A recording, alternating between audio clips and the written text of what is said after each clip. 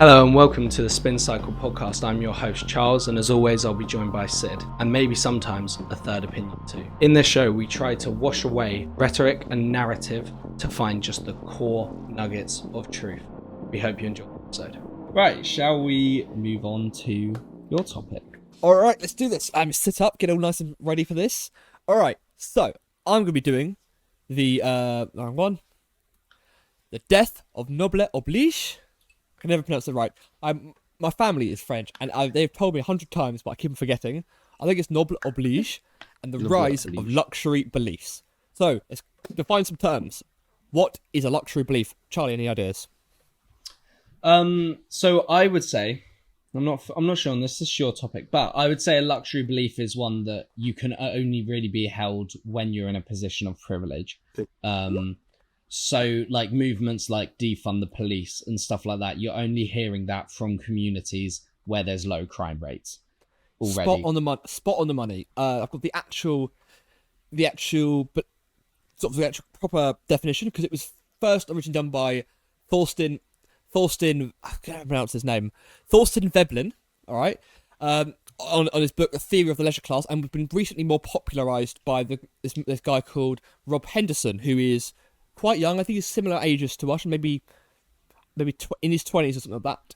And he sort of, during his university doing philosophy, he sort of then coined this term where ideas and opinions that confer status upon the upper class at very little cost, whilst often inflicting costs on the lower classes. Physical costs, not moral costs.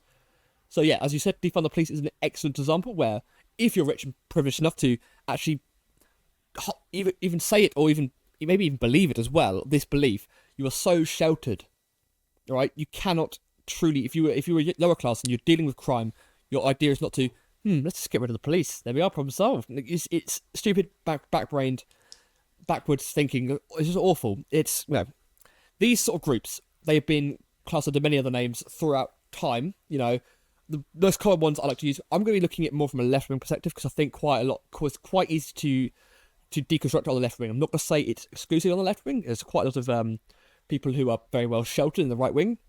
But on the left wing, we've got terms such as champagne socialist or latte liberal, which is a bit weaker, but champagne socialist, very poignant, and armchair revolutionary. I assume, as Labour stock guy, armchair revolutionaries, they exist quite commonly, don't they?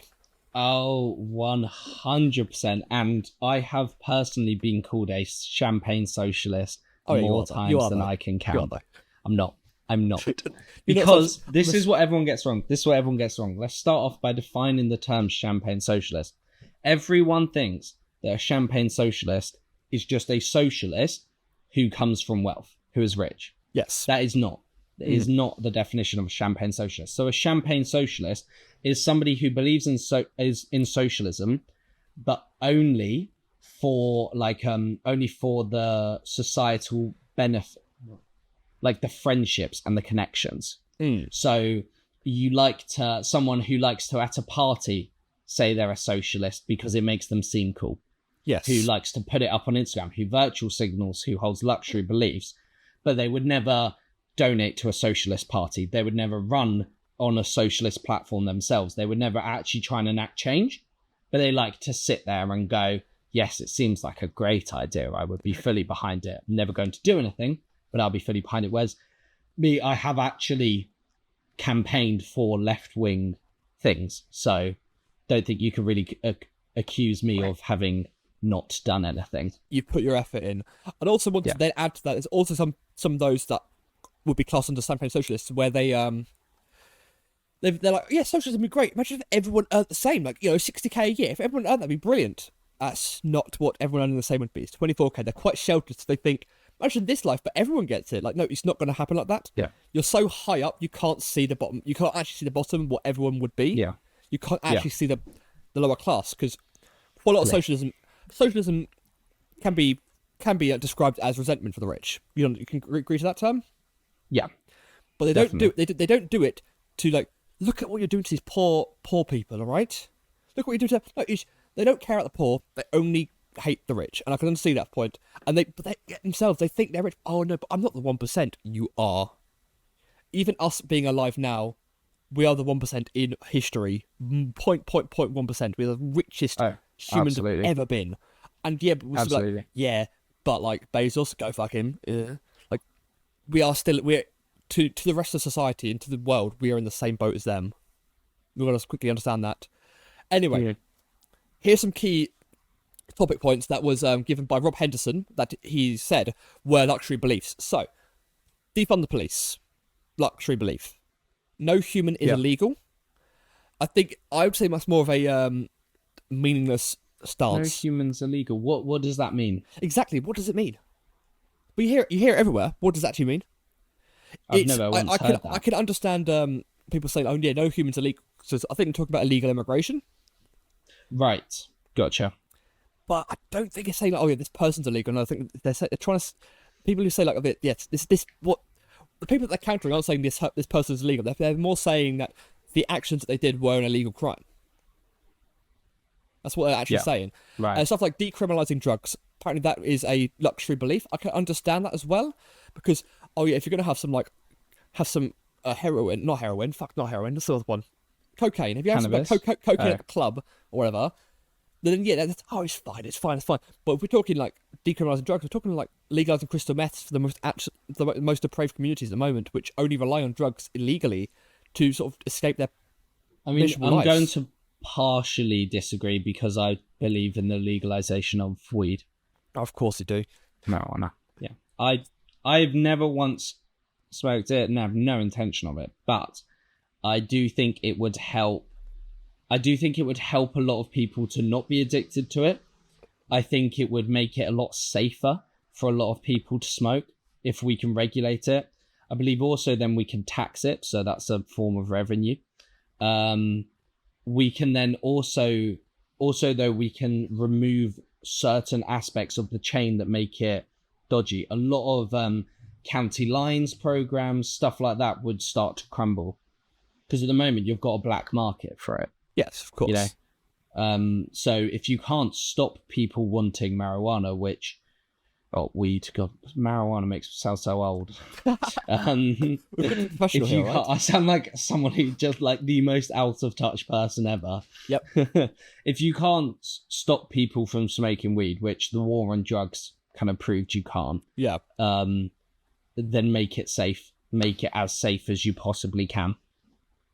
I can see your point. my I opinion. still think smoking weed is degenerate behaviour. And We're gonna cut that little segment out. it's Cut like, that out. Definitely cut that out. I'm not a fan. I'm not a fan of decriminalising drugs. I'm just in general not a fan of decriminalising drugs. I just don't know. I feel it feels wrong. It feels wrong. But other luxury beliefs, removing SAT, so it'll be for us. It'll be like removing A levels and like GCSEs. Like they're not actually important. They kind of are, I think. Yeah.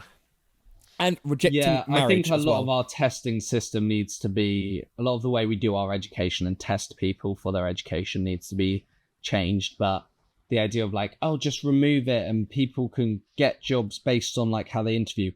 It's basically, we're going away from a merit-based system to a, what's it called? Where, nepotism system, which benefits the rich. That's what they've really.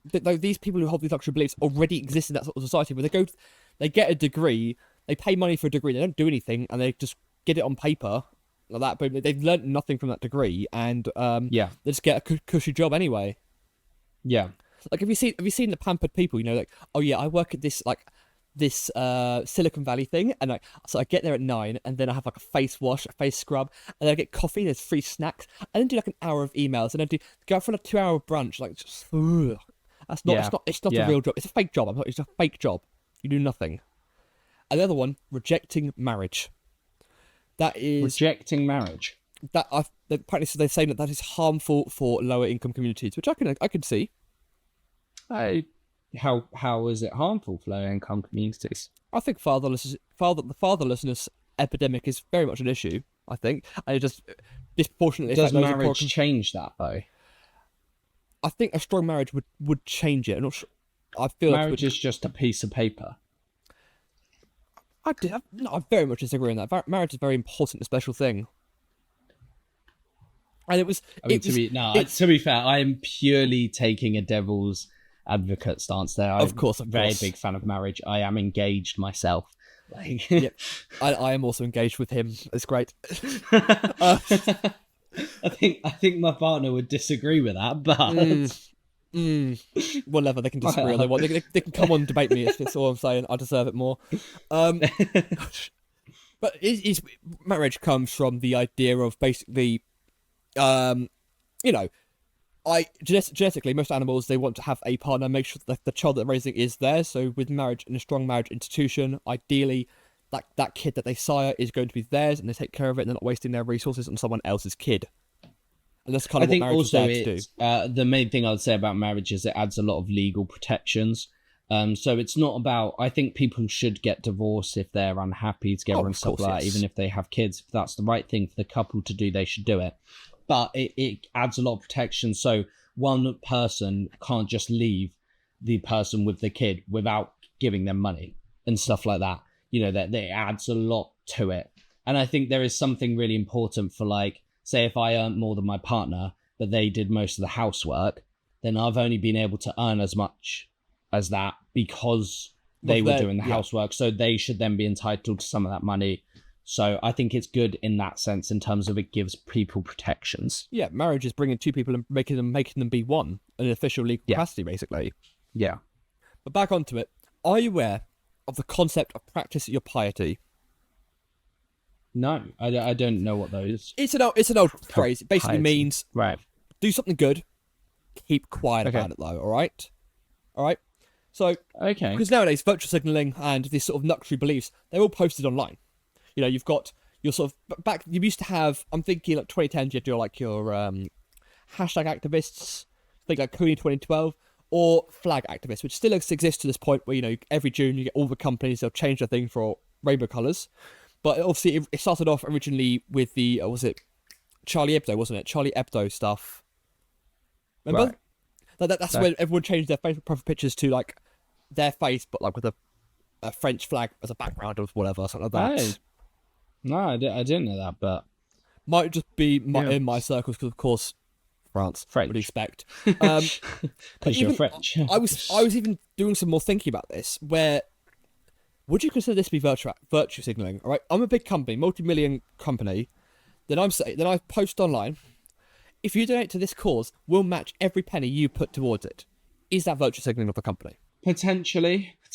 I think it's not virtue signaling if they actually put the money in. Oh, they're going to put the money in. I think this is, but this is the thing with virtue signaling is it's all about saying something without doing anything and without meaning anything. Right? I don't think it's virtue signaling to give to a charity, because that's doing something. You're achieving something there. I'm going to say, I'm quickly just find it. I wrote some terms of what I believe virtue signaling to be. I got it online from another, like what they called. Oh God. A person defending it, saying here's positive to virtue signaling, and from the positives that I could see was those who virtue signal, they might wholeheartedly believe this value. All right, and maybe they think that virtue signaling, maybe they're right. They could be right in that as well. We've got to make sure this is clear. They could actually believe it. They could be right on this, and virtue signaling does have the ability to change opinions. Whether how much, I'd like to talk about that later on in the segment of how much really does it change people's opinions with modern day social media algorithms. And the fourth one, everyone virtue signals, and it's impossible not to. Even me right now saying I hate those who virtue signal, that's me virtue signaling against people virtue signaling. I'm virtue signaling. I'm better than to virtue signal. That's me virtue signaling. Yes and no, because you're not trying to do it for the acclaim. Aren't I? You're not doing it. You're not doing it to get props. No, look, I'm not going to congratulate you on not virtue signaling. I'm not going to. Why not? Please, I deserve it. Okay.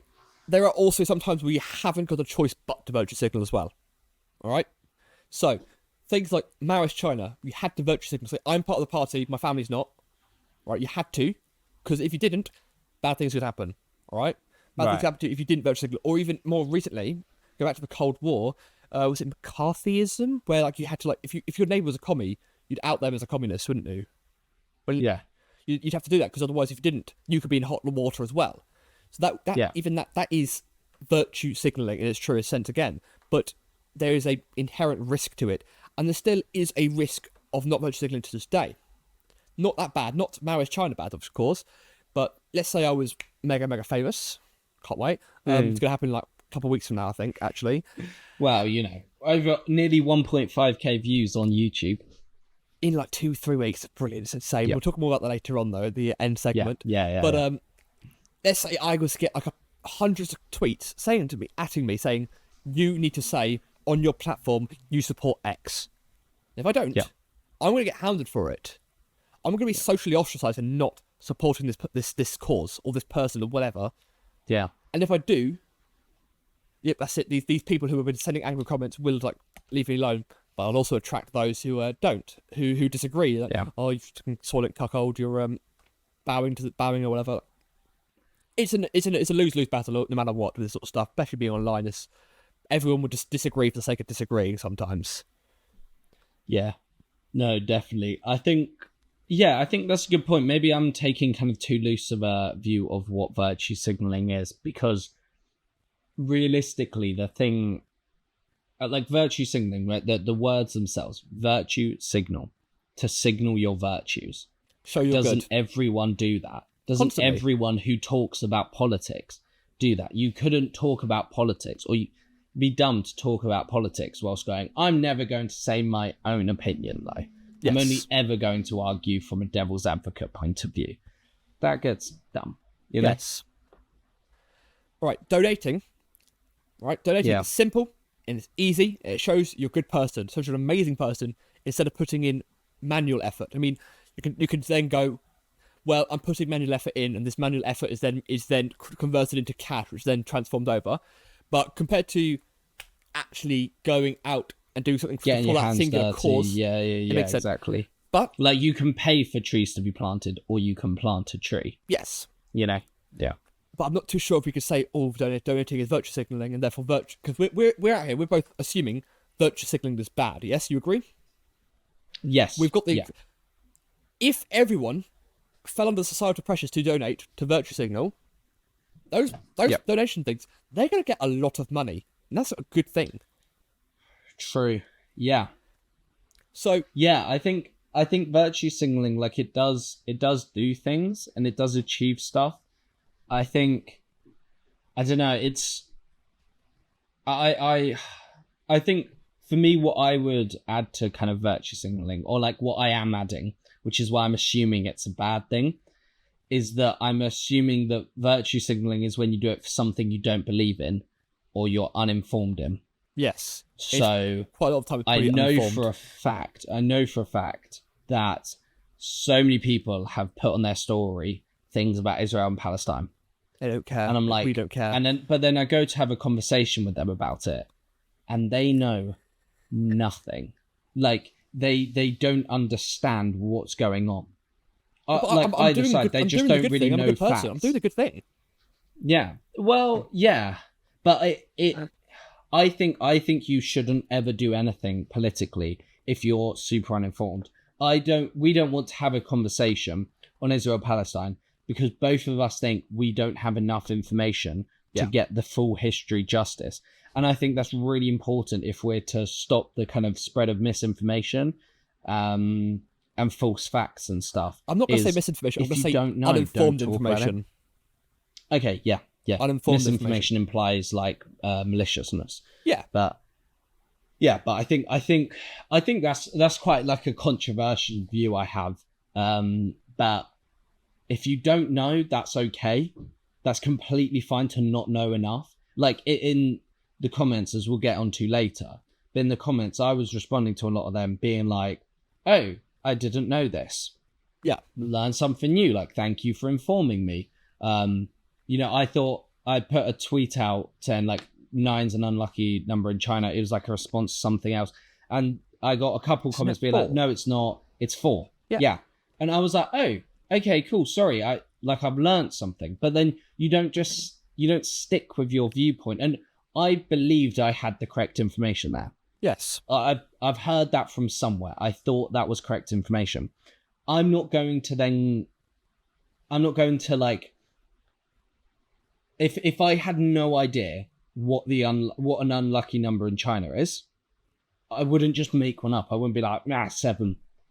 Close enough. For the fun of it. Do you know what I mean? I would only give my opinion if I knew what was going on. And I think there are way too many people that they go, I have no idea, but everyone else seems to be doing this side, so I'm going to take that side as well. Yeah.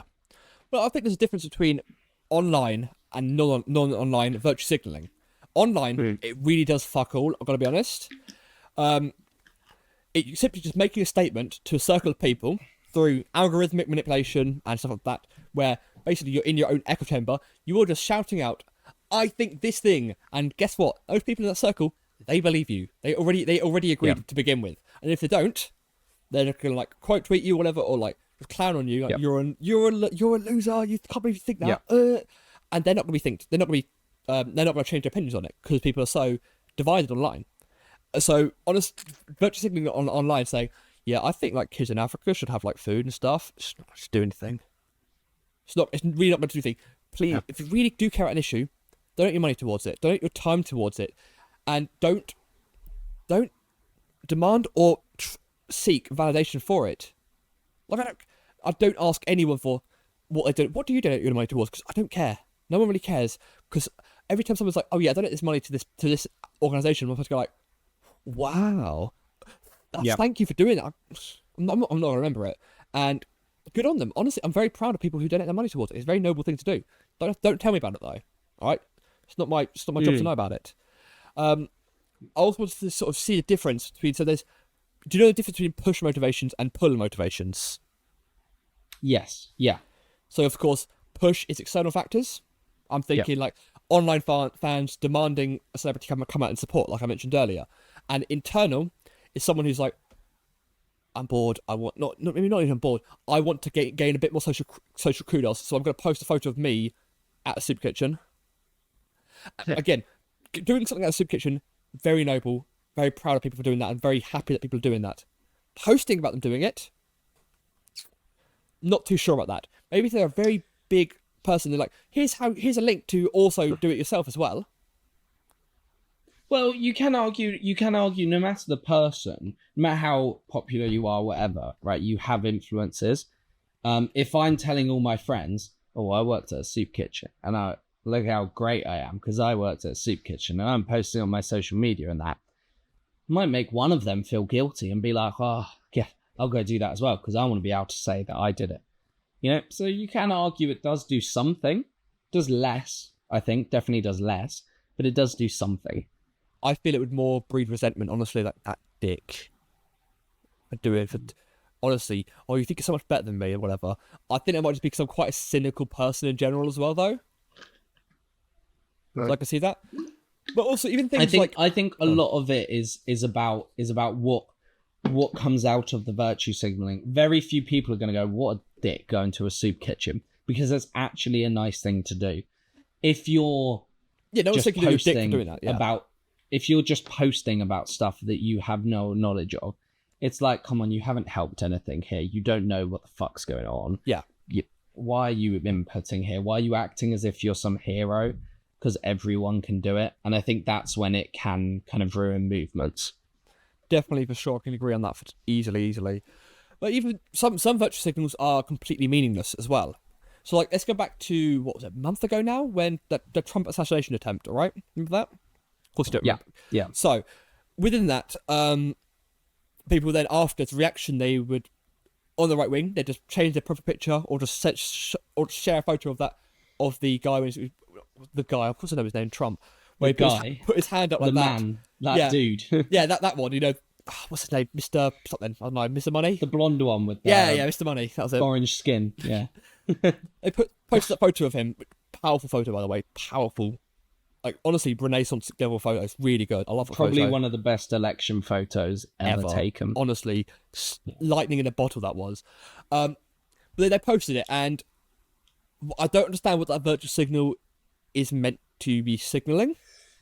Well, that isn't a virtue signal. I would say it is. No, that is marketing. That right there is campaigning. that photo we just said that is one of the most powerful election photos ever.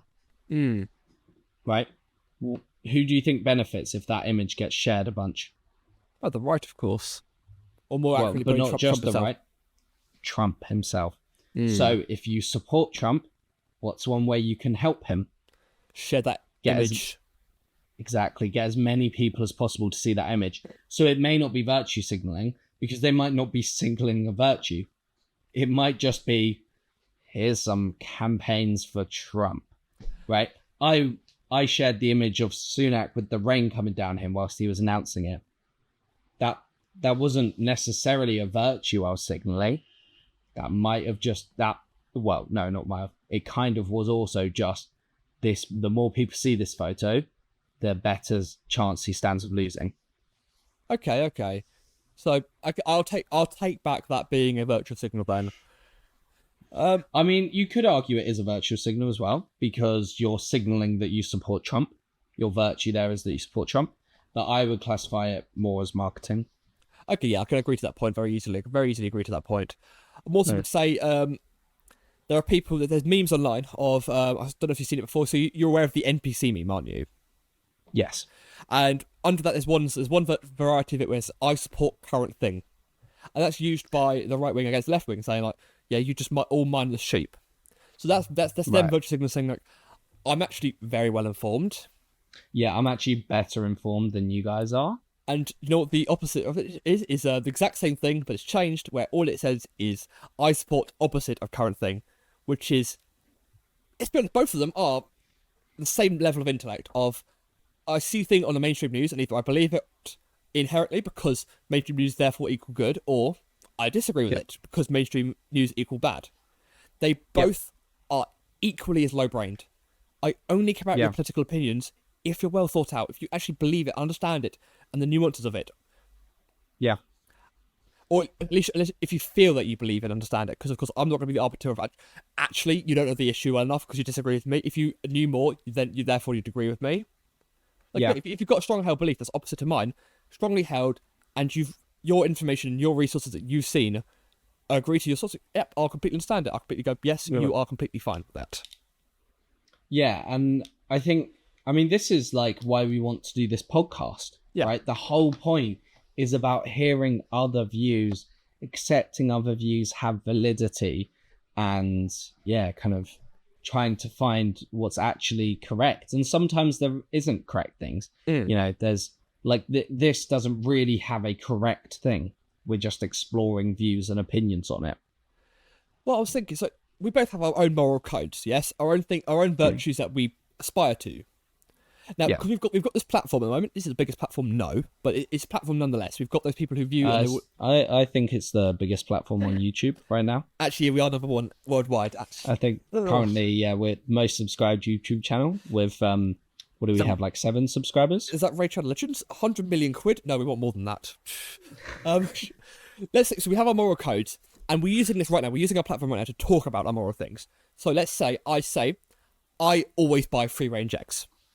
Okay. Yeah. That's my same. That's me being virtual, because you can see that being some people would virtue signal over I always buy free range. That's a virtue. Oh god, yeah. People will virtue signal over that. Now, because I'm saying this to other people and showing off, does that remove the morality of me buying these free range eggs anymore? Because now I'm using it for social clout. Does it still remove that morality I have? I've gained from it. It's an interesting question. And actually, I think one of the first pieces of media to talk about this issue was Friends. So on Friends, I don't know Friends very well. Who's the weird kooky one? Phoebe, yes, says to Joey, she says there's no such thing as a selfless act. And she's like explaining to all of them, actually, I think.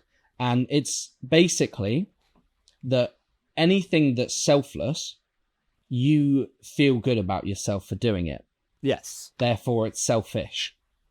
If you believe in heaven and hell, being a good person is therefore selfish because you're securing yourself a better afterlife. If you believe in karma, doing a good thing is selfish. If you believe in nothing, but it still makes you feel good when you do a morally good thing. So I buy free range eggs. I feel good every time I buy free range eggs. Therefore, it's a selfish thing. Yes. I can very easily understand that point for sure. But I think there are things where you go, if you dig down deep enough, it is a selfish act. But if you just look on the surface, it's a selfless act. So it's good enough. Well, but I think what's interesting is then why do we care what's selfless and what's selfish? And I think that's where it becomes a bit virtue signaling, and kind of, because we're social creatures that always want to be liked, we care about what people think of our views. But realistically, if it's a good thing, in my opinion, right, if you do something good, like buy free range eggs, right, yes, that's a selfish thing for me to do, but that's okay because it's a good thing for me to do. So I've still done the good thing. Right, I would still say that, like, I've done the morally right option here. But do I lose that moral karma or whatever for buying those free range eggs now that I make it a public thing to show how good of a person I am? Do I lose that morality because they're using it for social clout? Yeah, I think you could argue you do. Especially a lot of, like, I know in, like, the Bible and stuff like that, it teaches you not to be, like, boastful and stuff like that. Very much so. Matthews, I think there's a quote using on virtue signaling. Right, yeah. So could potentially be a thing. But also, things like the Bible tell you to spread goodness and to teach others what's good and bad. So, well, yeah, so I don't want to, like, complicated mix. Like, my child's like, Sid, what's right and wrong? I'm like, I'm not telling you that, because if I tell you, therefore, I'm actually virtue signaling, so I'm just not going to tell you what's good and wrong. I'm going to find out yourself. Like, no, of course you're going to tell people Dad, what's good and bad. Is it okay to kill people? Well, I'm not going to say some because I don't want a virtue signal. Ooh, killing people is bad. What a virtue signaler. Honestly. Bet he doesn't actually believe in it. Yeah, bet he kills all the time. Anyway. Oh, mate. Some signals, I like to describe it as peacocking. All right, you know how peacocks will spend a lot of their resources to get the big, massive bouquet of feathers behind them. Yeah. So, look at how healthy I am. I can have all that. I'll just turn my thing up. Oh, how strange. How big of a display I've got with all these colours. I'm really healthy, therefore fertile, therefore have sex with me. All right. That happens in real life with fancy clothes, fancy electrics, and also I'm able to spend this much money on this sort of virtue signal to show that I'm good. All right, so let's say celebrities. I can afford to buy free range eggs. Yes. Kind of thing.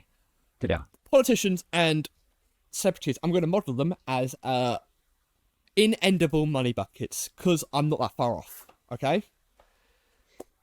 If they have the money all right, so I'm going to spend my money or my time, because time and money are inextricably linked.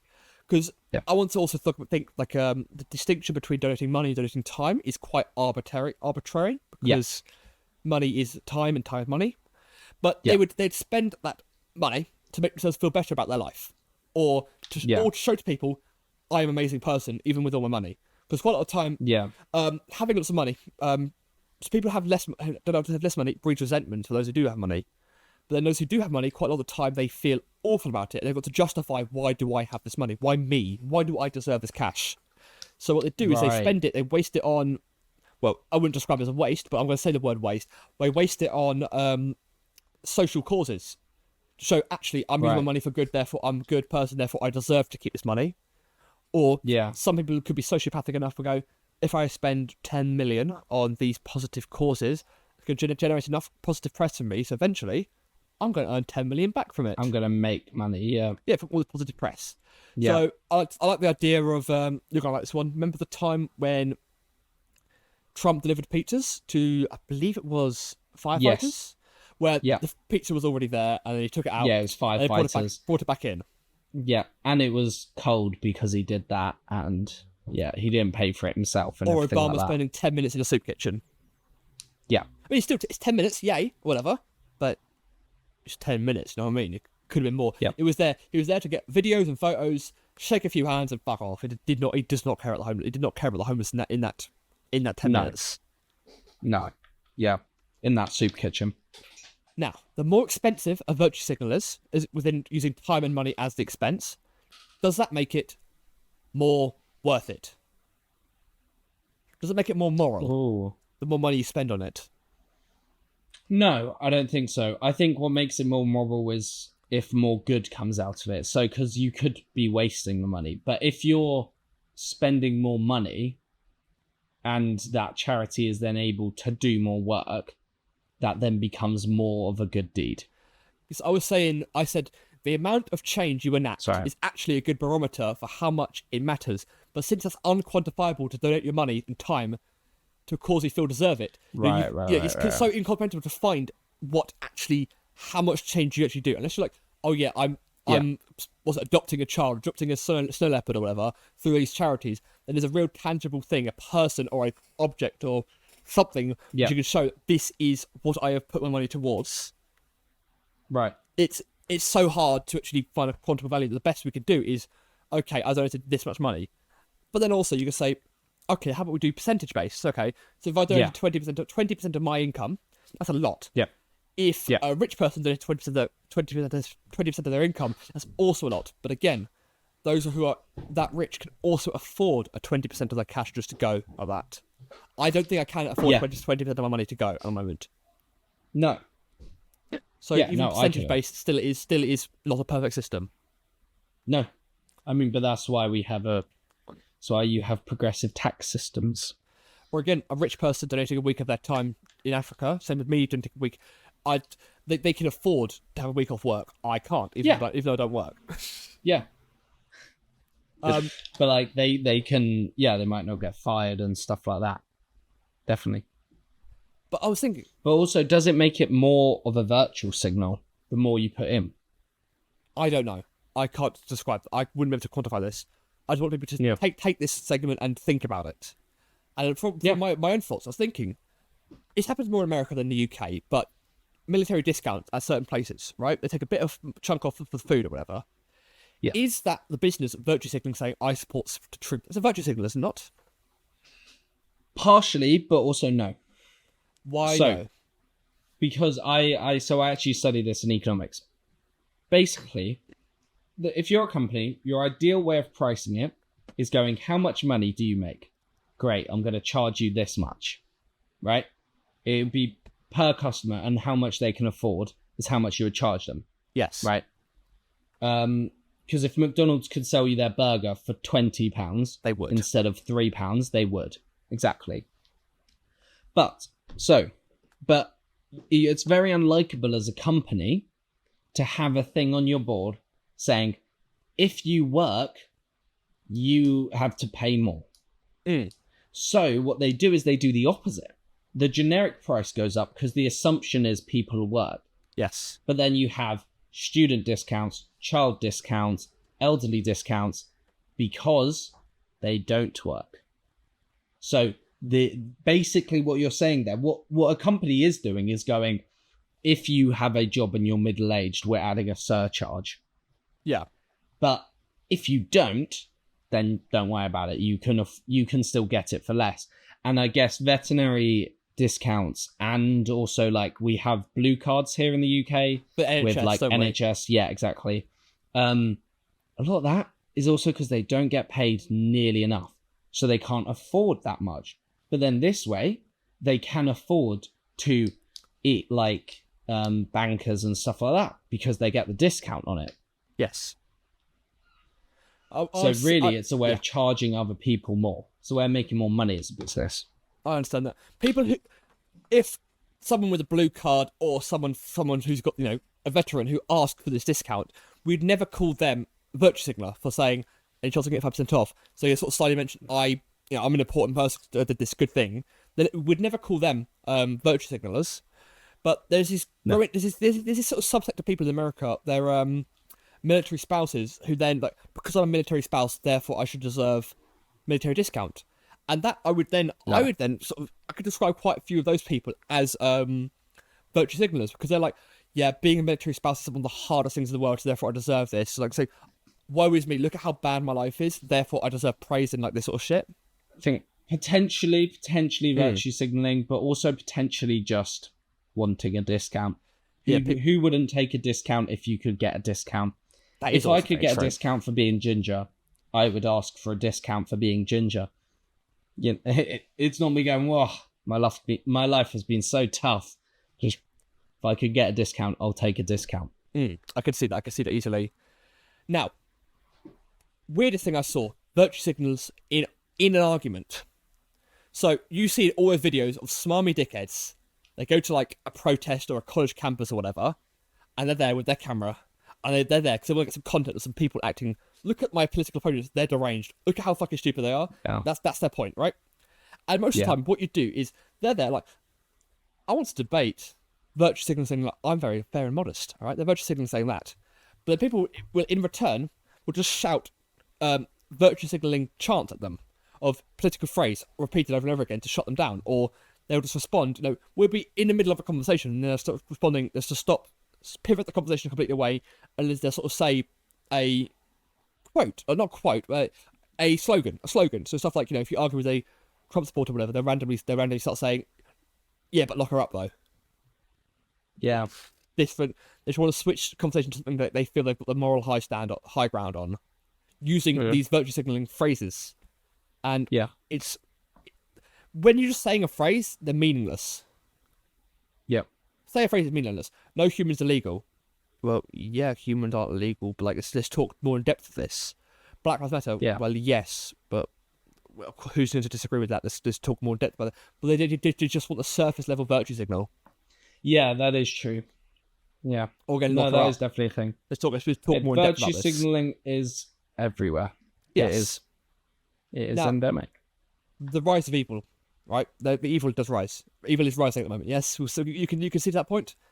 Bad people are taking more power, or whatever, or evil actions are always occurring. Yes, evil actions are always occurring in this. Yeah, evil actions are always occurring. I think that's a sentence I'd use more. But people will condemn those who will only, like, let's say I've got this 6 different issues. 1, 2, 3, 4, 5, and 6. 6 different evil issues at the moment. And the popular one at the moment is issue number 2. Everyone's talking about issue number 2 at the moment. But I've been spending a lot of my time on issue number 5.